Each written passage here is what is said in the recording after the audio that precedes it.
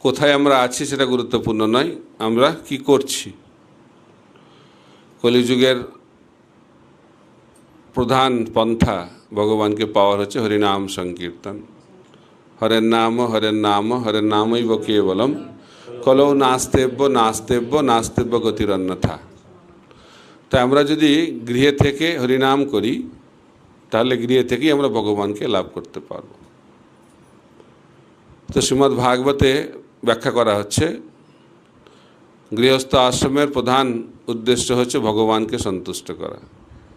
খালি গৃহস্থ আশ্রম নয়, প্রতিটি আশ্রমের উদ্দেশ্য হচ্ছে ভগবানকে সন্তুষ্ট করা। ভগবান কেন্দ্রিক জীবন। আশ্রম, গৃহস্থটা একটা আশ্রম যেখানে কৃষ্ণ হচ্ছেন কেন্দ্রবিন্দু।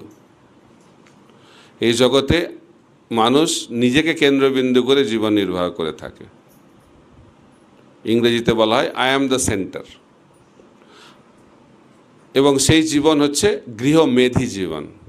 সেখানে ইন্দ্রিয় তৃপ্তি, কি করে আমি সুখ ভোগ করব, কি করে আমি ইন্দ্রিয় তৃপ্তি করব, কি করে আমি এটা পাবো ওটা পাবো, এটা যখন জীবনের কেন্দ্রবিন্দু হবে সেটা হচ্ছে গৃহমেধি জীবন।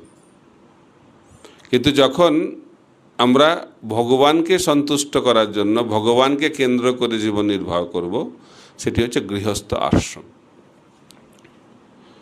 তাই যে বাড়িতে ভগবান থাকেন সেই বাড়িটাকে বলা হয় ভবন।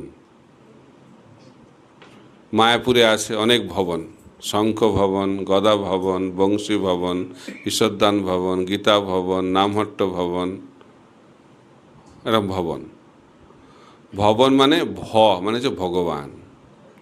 যে গৃহে ভগবান থাকেন সেটি হচ্ছে ভবন।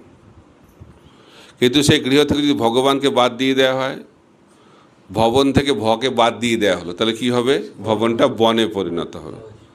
অর্থাৎ ভগবানবিহীন বাড়ি হচ্ছে বন। তো সেই কারণে আমাদেরকে ভগবানকে কেন্দ্র করে জীবন নির্বাহ করতে